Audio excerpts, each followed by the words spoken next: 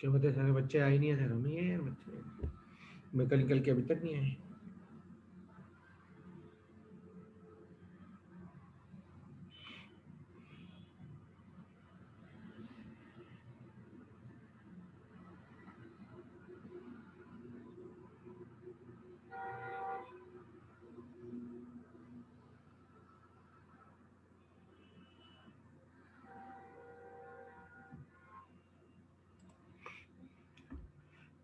Very good morning.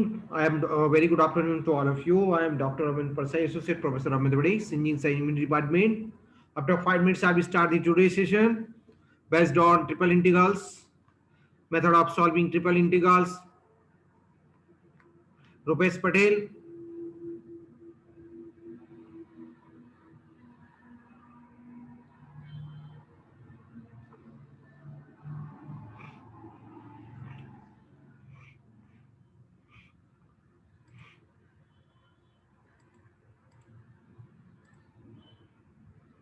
Raj Mahobia.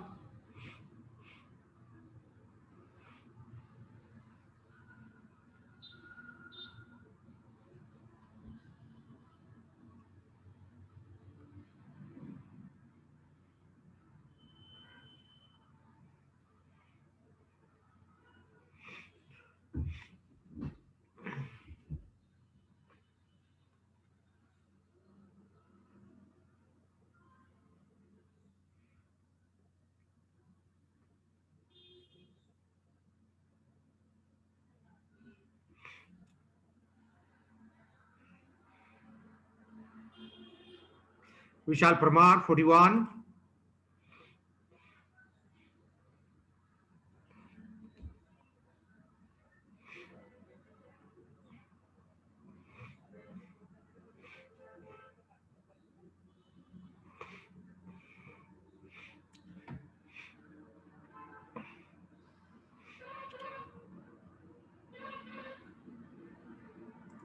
Forty-two.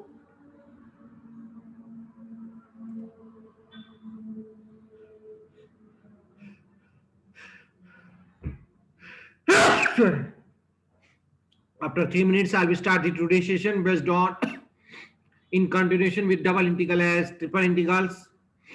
That is the integration of function of three variables.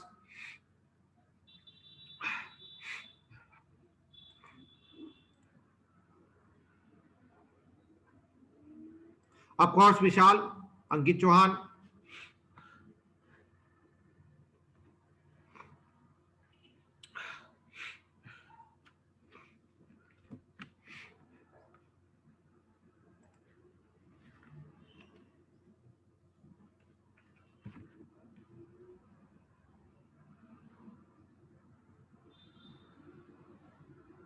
Forty, Sagar Meghwal.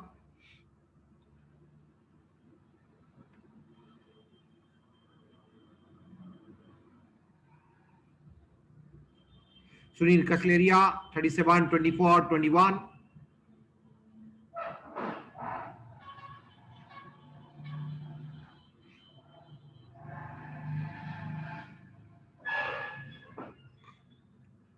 Saurabh Pariyar.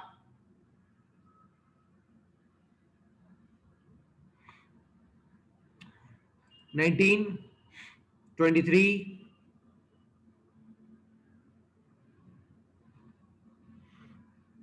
Rahul Pal. Anuj Yadav, 25.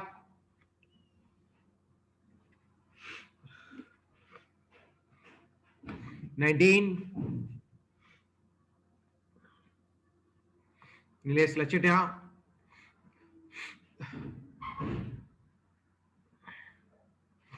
After 2 minutes, I will start the today's session.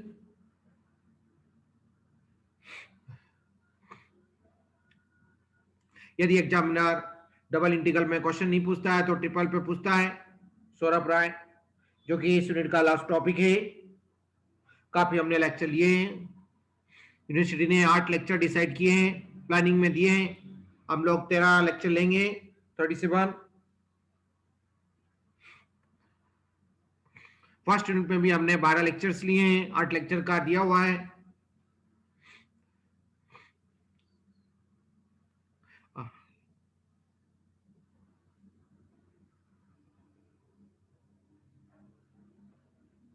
Ayush रिंगे, Bhavesh सावले,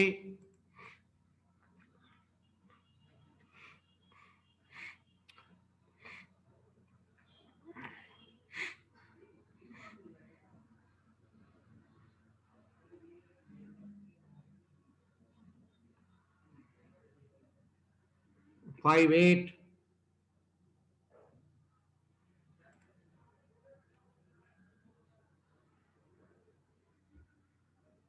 सार्थक गुर,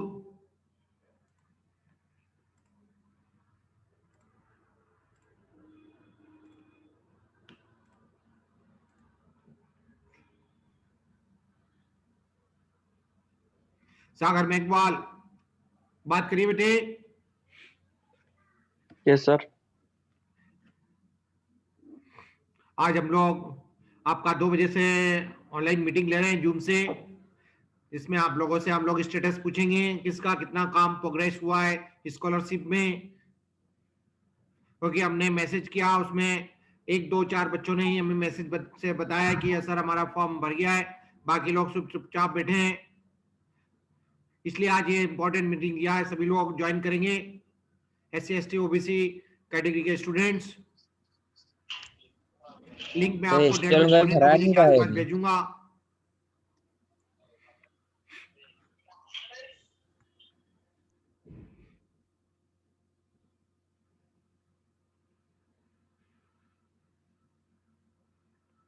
Okay, now I am going to start our today's session, जो कि मैंने कल की last class में कुछ portion पढ़ा दिया था, टाइम पूरा हो गया था हमारा, आज हम उसको कंटिन्यू कर रहे हैं। फिर से रिवाइज करता हूं मैं, पिछले क्लास को हमेशा का मेरा प्रैक्टिस है, भले स्टूडेंट पहली क्लास में हो नहीं हो, मैंने अपने रूटीन में जमा रखा है। ओके गाइस, थोड़ा क्लास के समय नेटवर्क एरिया में जरूर पहुंच जाइए। जो लोग थोड़ा ट्राइबल एरिया में रह रहे हो तो ऐसे एरिया में आ जाइए जहां पर कि अच्छा नेटवर्क मिलता है। ओके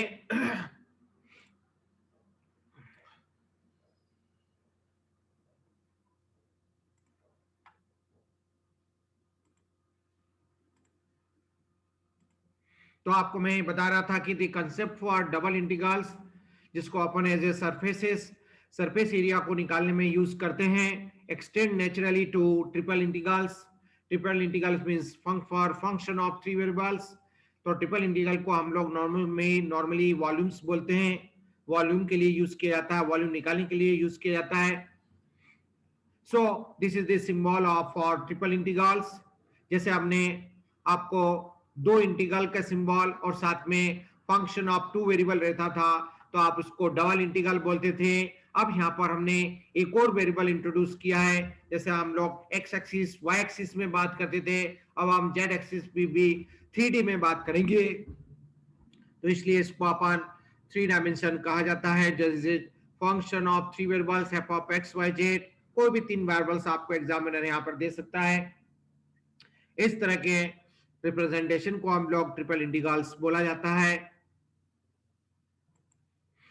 मान लिया मैंने कि पहले हमने जेड के रिस्पेक्ट में लिमिट मार्क किए, फिर वाई के रिस्पेक्ट में लिमिट मार्क किए इसमें, और फिर एक्स के रिस्पेक्ट में यहाँ पर ये लिमिट ए और बी मार्क कर रखी है। इसको आप x1 x2 भी ले सकते हैं, कोई इशू नहीं। ये इसलिए बताया कि इस पोजीशन में लिमिट जो होती है ट्रिपल इंटीग्रल में हमेशा कांस्टेंट होती है। ये जो जहां पर मेरा लेजर पॉइंटर में है, और वही बात मैं आपको कह भी रहा हूं, क्यों यहाँ पर लेजर पॉइंटर मैंने रखा है स्पेसिकली, यहाँ पर x1 x2 क्यों नहीं लिखे हैं, क्योंकि यहाँ पर आपका इस पोजीशन में जो लिमिट्स x के रिस्पेक्ट में होगी या y के रिस्पेक्ट में होगी या z के रिस्पेक्ट में होगी, हमेशा इस सिंबल में यहाँ पर लोअर और अपर लिमिट फिक्स रहेगी, मींस कांस्टेंट फॉर्म में रहेगी। ओके, यहाँ पर आपकी वेरिएबल में रहेगी, ठीक है, वेरिएबल में भी रह सकती है और कांस्टेंट में भी हो सकती है। यहाँ पर y का और z के रिस्पेक्ट में लिमिट, मतलब इस इंटीग्रल में लिमिट्स वेरिएबल फॉर्म में होने की संभावना रहती है। जैसे हमारे डबल इंटीग्रल्स में पॉसिबिलिटी थी, सेम टाइप की पॉसिबिलिटी यहाँ पर ट्रिपल इंटीग्रल में भी है। तो इसलिए सभी लोग जिन लोगों ने डबल इंटीग्रल्स पर प्रैक्टिस नहीं की है, क्वेश्चन नहीं किए, और डबल इंटीग्रल को अच्छे से प्रैक्टिस कर लें, तो आपकी ये जो स्टडी है ट्रिपल इंटीग्रल की बहुत आसान हो जाएगी। तो वही हमने जो अभी आपके सामने ओरली यहाँ पर बताया, कहा कमेंटमेंट कहा, उसको हमने यहाँ पर कुछ लिख भी दिया है इस पॉइंट को इस पैराग्राफ के फॉर्म में। Here the limits of integration with respect to y, say y1 and y2 are either constants or maybe some function of x. यदि यहाँ पर y के रिस्पेक्ट में लिमिट नहीं रही तो y की लिमिट इधर आती है, तो यहाँ पर x के रिस्पेक्ट में लिमिट होगी तो वो या तो कांस्टेंट होगी, कांस्टेंट नहीं हुई तो वेरिएबल फॉर्म में होगी, that is function of other variable that is x होगी। ओके गाइस, काफी स्टूडेंट जितने भी अभी क्लास अटेंड कर रहे हो मोस्टली रेगुलर हैं, एक दो को छोड़ के।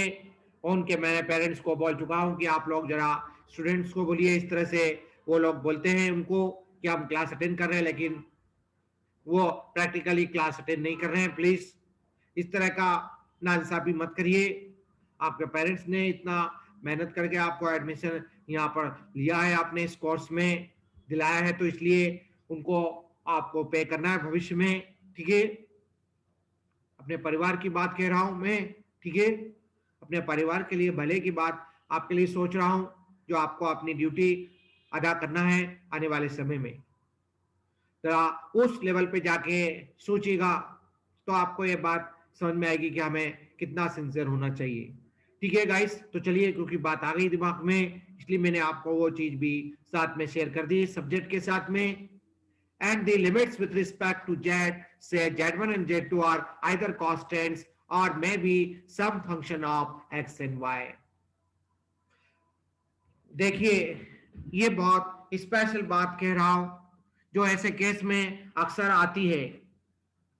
आपके इसमें जैसे डबल इंटीग्रल में दो इंटीग्रल के सिंबल होते, तो यहां पर आप लोग बोलते थे कि यदि x इन्वॉल्व है तो y के रिस्पेक्ट में लिमिट होती थी, और यदि y इन्वॉल्व है तो x के रिस्पेक्ट में लिमिट होती थी।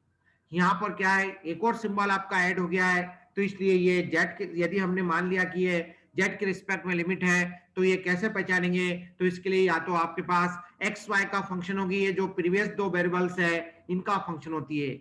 ये एक्स वाई वेरिएबल या तो अलग अलग होते हैं, जैसे यहाँ x है तो यहाँ y होगा। हो सकता है लोअर लिमिट में एक्स वाई अवेलेबल हो, अपर लिमिट में कांस्टेंट हो, जैसा कि डबल में होता था वही कोई ऑप्शन यहाँ पर भी हो सकते हैं। अपर लिमिट में एक्स वाई इन्वॉल्व है, लोअर लिमिट में कांस्टेंट वैल्यू इन्वॉल्व है, तो इसका मतलब ये नहीं अज्यूम कर लेंगे कि लोअर लिमिट में कांस्टेंट है और ऊपर की लिमिट में एक्स वाई है तो ये जेड के रिस्पेक्ट में लिमिट नहीं है। डेफिनेटली एक्स वाई इन्वॉल्व है तो इसका मतलब वो जेड के रिस्पेक्ट में लिमिट है। यदि कांस्टेंट हुई, जेड के रिस्पेक्ट में भी लिमिट कांस्टेंट हुई, वाई के रिस्पेक्ट में भी लिमिट कांस्टेंट हुई, तब ऐसे क्वेश्चन में, ऐसे क्वेश्चन का जो इंटीग्रेशन होगा, जो ऑर्डर यहाँ पर दिया होगा ना उसके रिस्पेक्ट में इसको इंटीग्रेट करेंगे। जैसे यहाँ पर सपोज dx लिखा है, z1 z2 कांस्टेंट है, y1 y2 कांस्टेंट है, तो आप पहले यदि dx लिखा है तो पहले इस पूरे फंक्शन को x के रिस्पेक्ट में इंटीग्रेट करेंगे yz को दिमाग में कांस्टेंट मानते हुए। जैसे आपने दो वेरिएबल का इंटीग्रेशन समझा है ना, वही यहां पर मैं आपको ट्रिपल में भी कंटिन्यू कर रहा हूं, ध्यान दीजिए। और साथ में क्लास होने के बाद प्रैक्टिस भी करिए। एक बुक आपके पास प्रैक्टिस के लिए जरूर होना चाहिए, तो हमने क्वेश्चन बैंक भी आपको प्रैक्टिस के लिए ऑलरेडी दिए हुए हैं, कुछ क्वेश्चंस हमने नोट्स में भी सॉल्व कर रखे हैं। तो पहले आप नोट्स को पढ़ें, फिर इसके बाद उसके क्वेश्चन को, जो सॉल्व क्वेश्चन है उसको भी देखें, फिर अनसॉल्व क्वेश्चन को ट्राई करें, और फिर इसके बाद बुक्स को ट्राई करें, बुक्स के क्वेश्चन करें। ये सीक्वेंस रखिए आप लोग पढ़ाई करने की। डायरेक्ट बुक को मत पढ़ो, वो समझ में नहीं आएगी।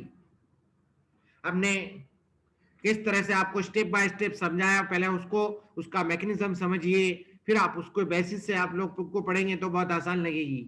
ओके गाइस, तो यार द लिमिट्स ऑफ जेड, तो मैं आपके बारे में यहाँ पर ना केवल एक पॉइंट इंफॉर्मेशन आपके साथ दे रहा हूं, आपको मल्टी पॉइंट्स इंफॉर्मेशन दे रहा हूं। ओके, तो यहाँ पर मैं आपसे ये कह रहा था कि यदि आपके पास, यदि ये भी वैल्यूज कांस्टेंट हो, ये भी कांस्टेंट हो, तब ऐसे क्वेश्चन को हम कैसे करेंगे।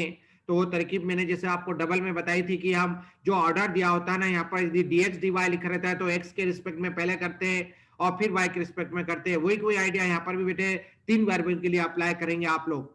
यदि यहाँ पर पहले जैसे dx लिखा है तो पहले इस फंक्शन को x के रिस्पेक्ट में इंटीग्रेट करेंगे yz को कांस्टेंट मानते हुए। ओके गाइस, यदि यहाँ पर लिखा होता पहले dy तो पहले इसको y के रिस्पेक्ट में आप इंटीग्रेट करेंगे तो xz कांस्टेंट हो जाएगा। जस्ट लाइक पार्शियल डिफरेंशिएशन, जैसे आपने पार्शियल डिफरेंशिएशन को समझा है कि नहीं, जस्ट ए डिफरेंशिएशन, ये कोई नई चीज नहीं है। पार्शियल डिफरेंशिएशन ना पार्शियल इंटीग्रेशन, ओरिजिनली तो ये इंटीग्रेशन ही है। बस एक से ज्यादा वेरिएबल आ जाते हैं तो उनमें हम दूसरे वेरिएबल को उस समय के लिए कांस्टेंट मान लेते हैं दिमाग में। y को a मान लेते हैं, z को b मान लेते हैं, और जैसे नॉर्मली एक वन वेरिएबल का फंक्शन होता है उसको जैसे इंटीग्रेट करते हैं वैसे हम नॉर्मली इसको इंटीग्रेट करते हैं। ओके गाइस, किसी को इस बात को समझने में कोई समस्या हो तो म्यूट करके मुझसे बात कर सकता है। मैं रुका हुआ हूं आपके लिए, लेकिन समय नहीं रुक रहा है, समय बहुत तेजी से आगे बढ़ रहा है। हमें अपनी स्पीड बहुत बढ़ाना होगी आने वाले समय में, तो उसके लिए आपको मेरा साथ देना होगा बेटे, नहीं तो ये समय हमको साथ नहीं देगा। ठीक है, समय हमें पीछे छोड़ देगा, लेकिन मैं आपको पीछे नहीं छोड़ने दूंगा। ठीक है, आपको मेरे साथ साथ चलना है, इसलिए आप मेरे साथ कदम से कदम मिला के चलो बेटे, मैं आपको टारगेट की तरफ ले जा रहा हूं। ओके, तो यहां हमने आपके साथ जो कमेंटमेंट किया, जो बोला, कहा शुद्ध भाषा हिंदी में, वो आपके सामने यहां सिंबल में लिख के बता दिया आपके सामने। क्या कि पहला जो इंटीग्रेशन है उसमें z के रिस्पेक्ट में हमने लिमिट को मार्क कर दिया, फिर इसके बाद में y के रिस्पेक्ट में जो लिमिट हमें एज्यूम करी, हमने मान लिया कि y1 का x का फंक्शन है तो f1 ऑफ x है, और y2 जो है इसकी अपर लिमिट जो y के रिस्पेक्ट में दी है वो y2 है, that is f2 of x है, और x के रिस्पेक्ट में जो लिमिट है वो कांस्टेंट है x इक्वल टू a से x इक्वल टू b तक। अब चूंकि आपको इतनी सारी चीजें इसमें मार्क कर दी है तो आपको आप इसको इंटीग्रेट करने में कोई समस्या नहीं आना है। तो आप सबसे पहले इस फंक्शन का, हालांकि एग्जामिनर आपको यहाँ पर मिसगाइड करता है, इसका मतलब ये नहीं कि आप भी मिसगाइड होंगे, वो आपका आईक्यू लेवल चेक करना चाहता है कि इस बंदे को टीचर ने सही चीज बताई है कि नहीं बताई है, समझे? तो क्या सही चीज, वो जो मैं अभी आपको कह रहा हूं बेटे, तो आप डिसाइड कैसे करेंगे? लिमिट्स ऑफ इंटीग्रेशन को देख के आपको दग गया, समझ में आ गया कि ये तीनों इंटीग्रल में लोअर और अपर लिमिट्स वेरिएबल में दी हुई है, कांस्टेंट में नहीं दिए, तो इसका मतलब यह है हमें लिमिट के हिसाब से डिसाइड करना होगा कि ये फंक्शन पहले x के रिस्पेक्ट में इंटीग्रेट होगा कि y के रिस्पेक्ट में कि z के रिस्पेक्ट में। तो चूंकि आपका ये पहला इंटीग्रल पहले ये सॉल्व होता है, फिर ये सॉल्व होता है, फिर ये सॉल्व होता है, आपको मैंने डबल इंटीग्रल को सॉल्व करते समय ऑर्डर बताया ना, उसी तरह से यहाँ पर भी यही ऑर्डर बताऊंगा। जो भी यहाँ पर सबसे पहले आ रहा है आपका z के रिस्पेक्ट में आ रहा है, तो इसलिए इस फंक्शन का z के रिस्पेक्ट में तुमको इंटीग्रेशन करना होगा एक्स वाई को दिमाग में कांस्टेंट मानते हुए। तो ये मैं अभी आपके सामने प्रोसीजर को समझा रहा हूं, तो मान लेता हूं इसका इंटीग्रेशन क्या आता है, कोई ना कोई एक इंटीग्रेशन आएगा, उसको मैं अज्यूम कर रहा हूं और लिमिट को रख के आपके सामने बता रहा हूं, फिर मैं एग्जांपल से भी इस चीज को रिपीट करूंगा, क्योंकि आपको प्रोसीजर को हमेशा जीवन में एडॉप्ट करना है बेटे। कोई एक पर्टिकुलर क्वेश्चन को याद नहीं रखना है, उसे सब्जेक्ट नहीं समझा जाता है। ठीक है, टूल को पहले समझते हैं, फिर उसके बेसिस से हम कोई भी क्वेश्चन उस पर सॉल्व करेंगे। ठीक है, उसको देखते हुए। ओके, तो वही हम लोग यहाँ पर ऐसा काम कर रहे हैं, उसी बता रहे हैं आपको भी। तो देखो बेटे, हमने अभी इसका इंटीग्रेशन किया नहीं, हमने जस्ट मार्किंग किए, एक कर्ली ब्रैकेट लगाया बेटे। ये हमने डिसाइड क्यों किया? क्योंकि यहाँ पर एक्स वाई इन्वॉल्व है, दोनों जगह हो सकता है एक्स वाई, नहीं तो एक जगह भी हो सकता है कि यहाँ पर एक्स आया और यहाँ पर वाई, तो इसका मतलब z के रिस्पेक्ट में लिमिट है, तो हमें इस फंक्शन को z के रिस्पेक्ट में इंटीग्रेट करना होगा, तो दूसरे वेरिएबल को कांस्टेंट मानना ही है, कोई कहे ना कहे, ये प्रोसीजर है। ओके गाइस, फिर इसके बाद y के रिस्पेक्ट में करेंगे और फिर लास्ट में x के रिस्पेक्ट में करेंगे। तो करा हमने। अभी हमारे को फंक्शन की वैल्यू मालूम नहीं है, जब क्वेश्चन होगा तो आप खुद इसको इंटीग्रेट करके दे देंगे मुझे। मैंने मान लिया कि इस स्मॉल f ऑफ x y z का इंटीग्रेशन की जो वैल्यू आती है वो कोई ना कोई एक्स वाई जेड का फंक्शन होती है, वो है capital F of X Y Z. फिर उसमें मैंने क्या किया, पहले अपर लिमिट रख दी, फिर माइनस लोअर लिमिट रख दी। ये स्टेप में किसी को कोई समस्या हो, जो नया बच्चा हो नया भी समझ सकता है, पुराना बच्चा तो समझ ही रहा है, उसको भी कोई समस्या नहीं होगी, क्योंकि मैं स्टेप बाय स्टेप बातें क्लियर कर रहा हूं, पुराना रिवीजन भी कर रहा हूं, साथ साथ में जितना यहाँ पर इस स्टेप को समझने के लिए प्रीवियस बेसिक नॉलेज रिक्वायर्ड है, वो मैं साथ में रिवीजन कर रहा हूं। बोलिए आप में से कोई भी स्टूडेंट मुझे यस और नो में आंसर दीजिए, ऐसे चुपचाप बैठे नहीं रहिए।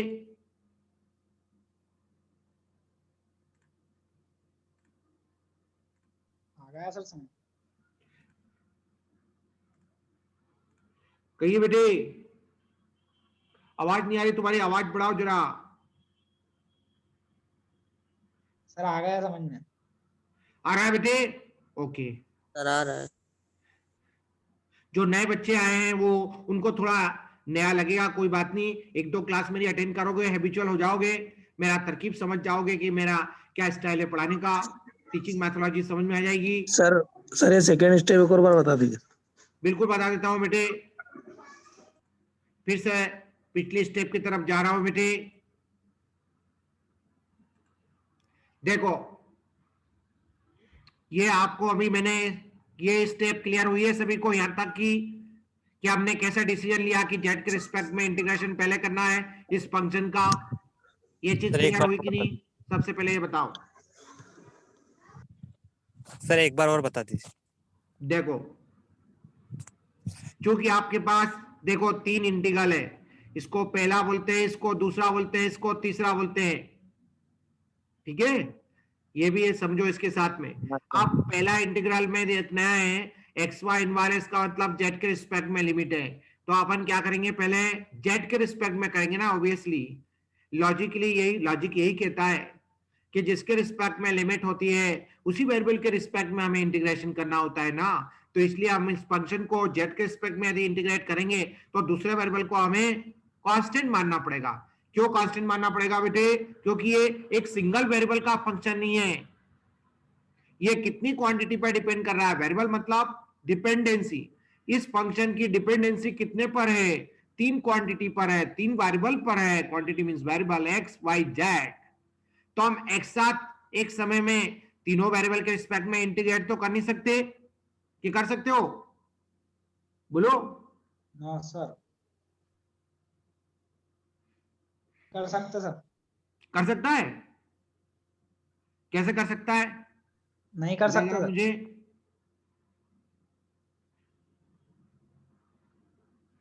बता, मुझे नहीं कर सकते ऐसा बोला सर। अच्छा, मेरे को लगा कि तू बोल रहा है कर सकता हूं।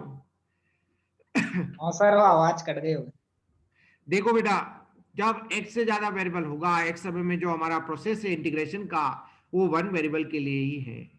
जब एक से ज्यादा वेरिएबल होता है तो हमें दूसरे वेरिएबल को कांस्टेंट एज्यूम करना ही होता है, तभी हम उस पाथ पर आगे बढ़ सकते हैं। जैसे हमारे पास तीन प्लेन होते हैं, एक्स एक्सिस, तीन एक्स कोऑर्डिनेट एक्सिस होते हैं, X axis, Y axis, Z axis. क्या आप एक समय में तीनों एक्सिस पर मूव कर सकते हो? छोटी सी बात है, बहुत बड़ी बात है नहीं। पहले तो एक्स एक्सिस की तरफ बढ़ेगा, फिर वाई एक्सिस की तरफ आगे बढ़ेगा, फिर इसके बाद जेड एक्सिस की तरफ आगे बढ़ेगा, शने शने, स्टेप बाय स्टेप। तो जेड के रिस्पेक्ट में लिमिट है तो पहले जेड के रिस्पेक्ट में इसका इंटीग्रेशन करेंगे एक्स वाई को कांस्टेंट मानते हुए, और इसको इंटीग्रेट करने के बाद जो फंक्शन मिलता है, जो वैल्यू मिलती है, मतलब फंक्शन जो आता है, जो रिजल्ट आता है, उसको हमने एज्यूम किया है वो क्या है, capital F of X Y Z है। तो ना केवल हमने इसका इंटीग्रेशन एज्यूम किया है, साथ में हमने इसको इंटीग्रेट लिमिट भी रख दी है। आप पहले अपर लिमिट रखेंगे, फिर माइनस लोअर लिमिट रखेंगे। अब आप ये पूछेंगे सर किसकी जगह रखेंगे, तूने जिस वेरिएबल के रिस्पेक्ट में इसको इंटीग्रेट किया है उसकी जगह ही रखेगा। तो पहले अपर लिमिट में क्या रखेगा, जो वैल्यू ऑफ द फंक्शन है उसमें पहले रखेंगे आप z2 equal to Z equal to g2 of X Y, फिर माइनस, फिर लोअर लिमिट रखेंगे z की जगह g1 ऑफ एक्स वाई, और ये आपका dy जो आपका चल रहा है इसमें कुछ भी चेंज नहीं किया है, तो ये आपके पास डबल ट्रिपल इंटीग्रल को जब हम एक बार इंटीग्रेट करते हैं तो इस तरह का रिजल्ट आएगा हमारे पास। और जैसे ये आप सॉल्व करेंगे तो ये आपका क्वेश्चन, अब आपका क्वेश्चन जो है डबल इंटीग्रल का बन गया। आपने अभी तक डबल इंटीग्रल जिस तरह से सॉल्व किया है वही मेथड यहाँ पर अडॉप्ट करेंगे, वो भी मैं आपको यहाँ पर बता रहा हूं।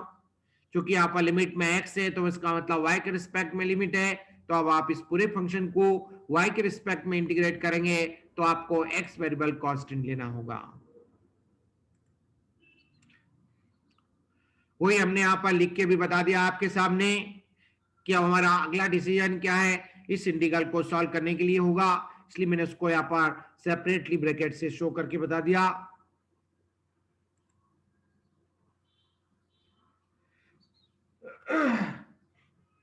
और फिर इसके बाद इस फंक्शन को हमने इंटीग्रेट भी किया y के रिस्पेक्ट में x को कांस्टेंट मानते हुए।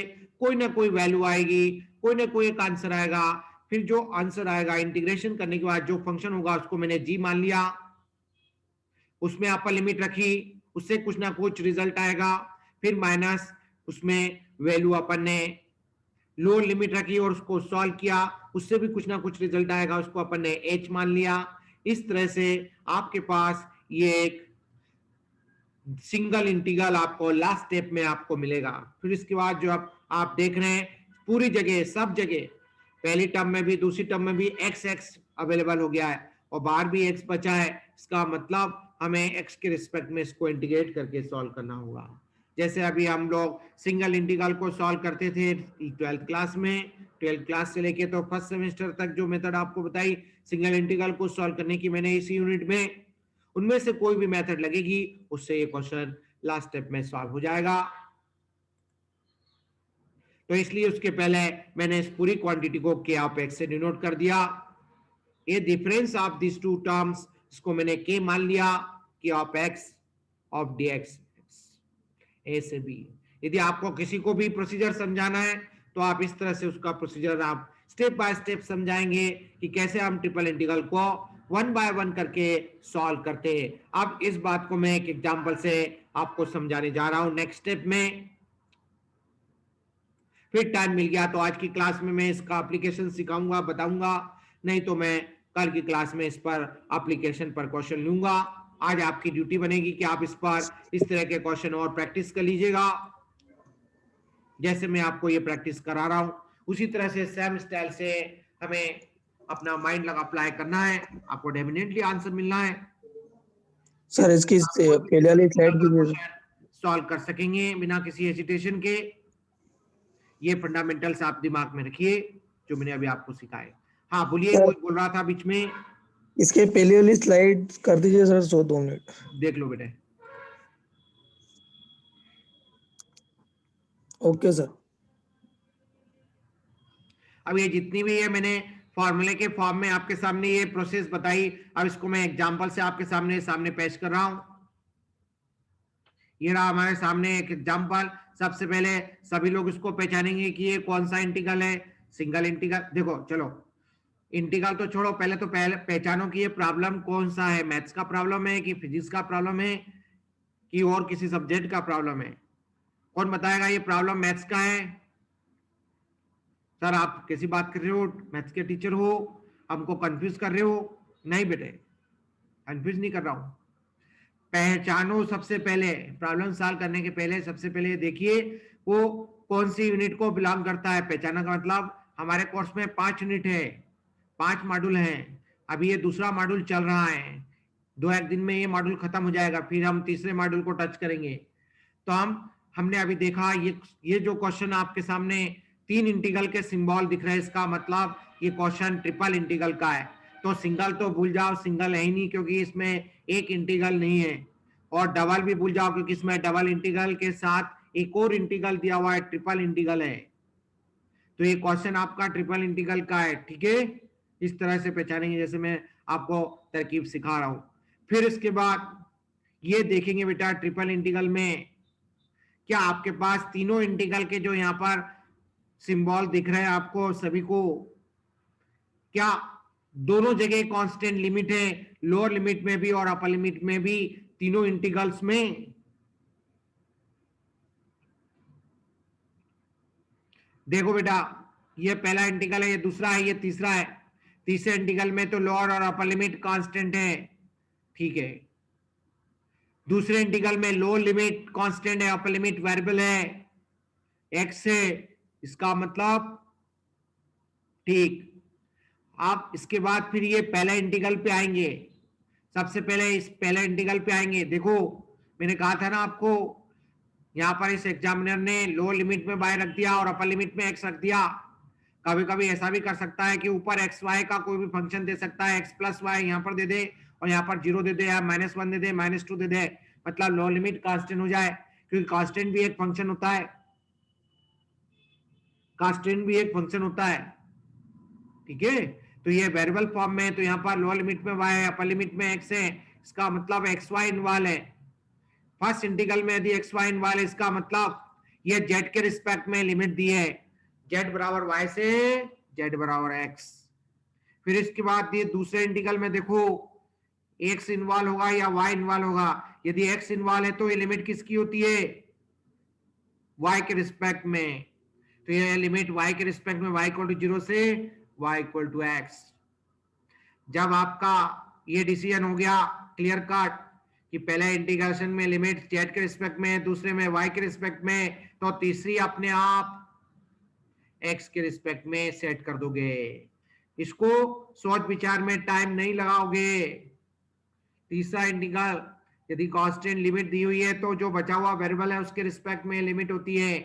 ये जो वेरिएशन है, लिमिट्स मतलब वेरिएशन x बराबर 0 से x बराबर 2a तक है।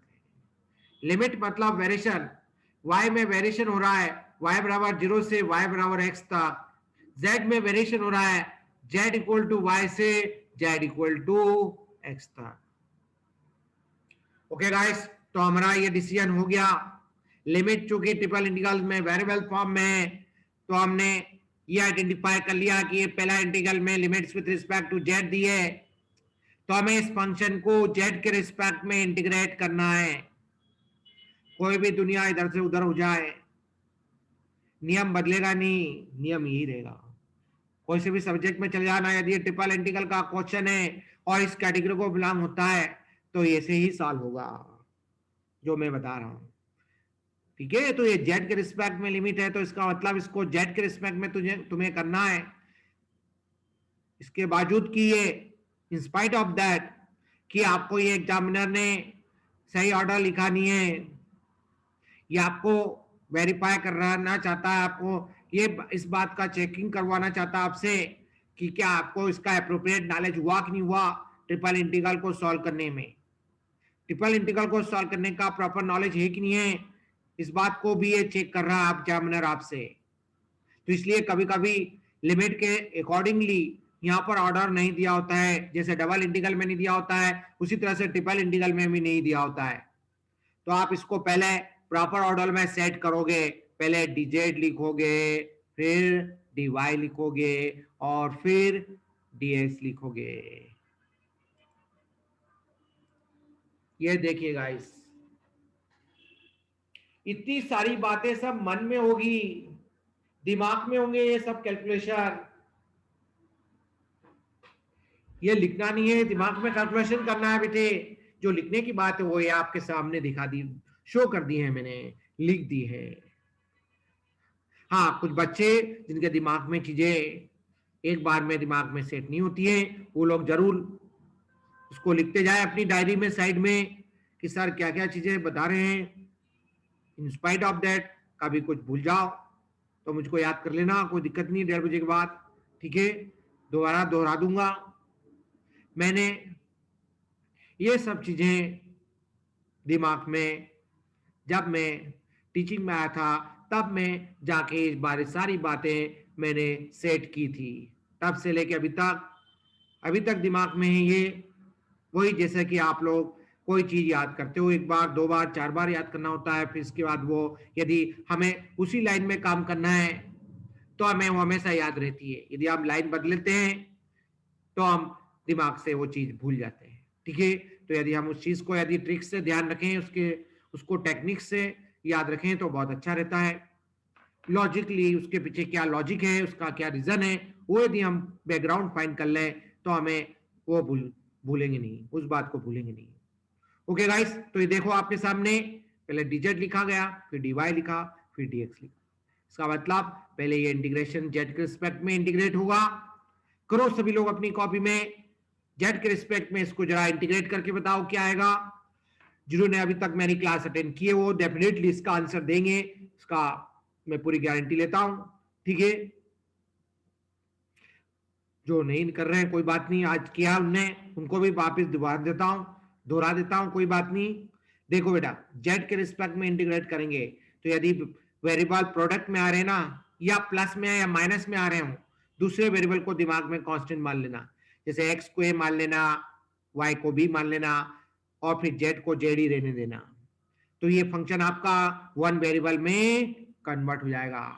a b z करो जरा, z के रिस्पेक्ट में इस फंक्शन को इंटीग्रेट करो, मन में करना, कॉपी में भी है वो, कॉपी में साइड में लिख लो। ए बी जेड का z के रिस्पेक्ट में इंटीग्रेशन क्या होगा बताओ,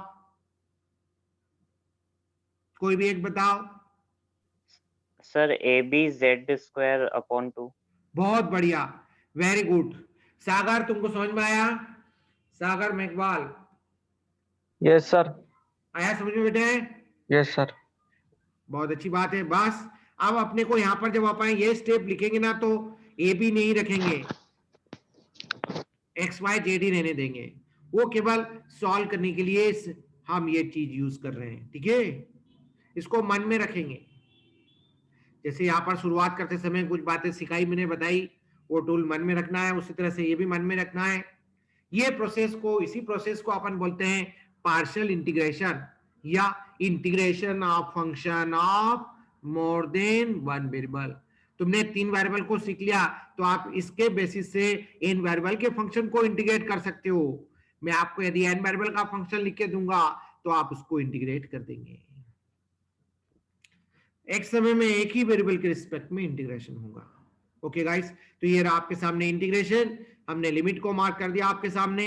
अब क्या होता है, कई स्टूडेंट ये सही कर देते हैं, फिर इसके बाद गलती करते हैं। क्या गलती करते हैं? क्योंकि वो बात ध्यान से सुनते नहीं है।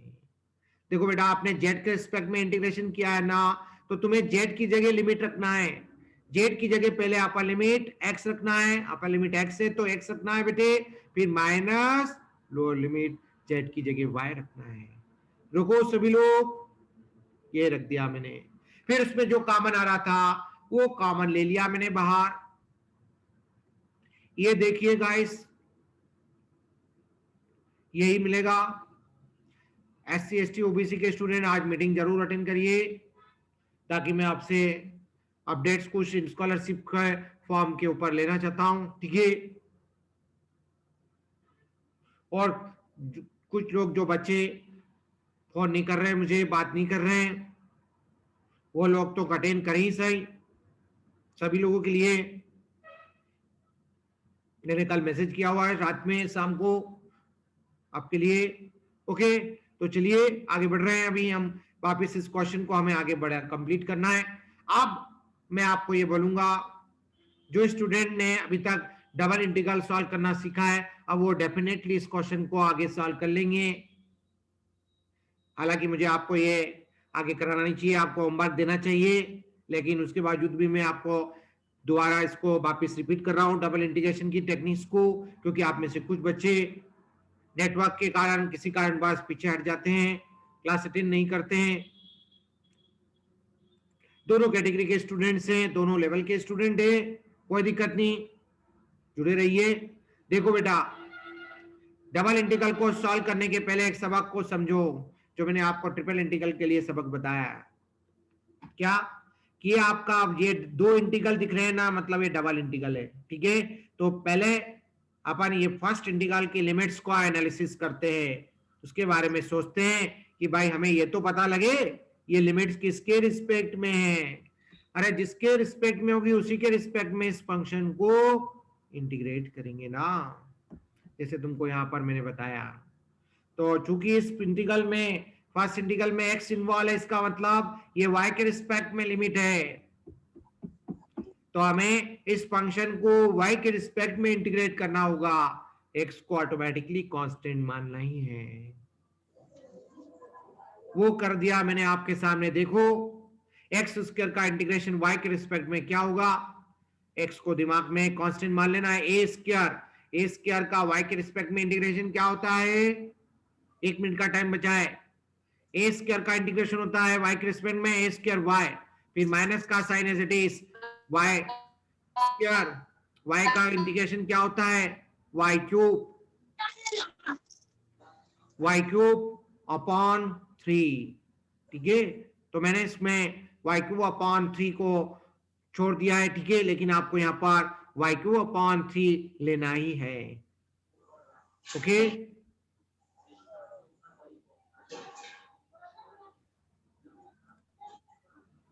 फिर आप इसमें लिमिट रखेंगे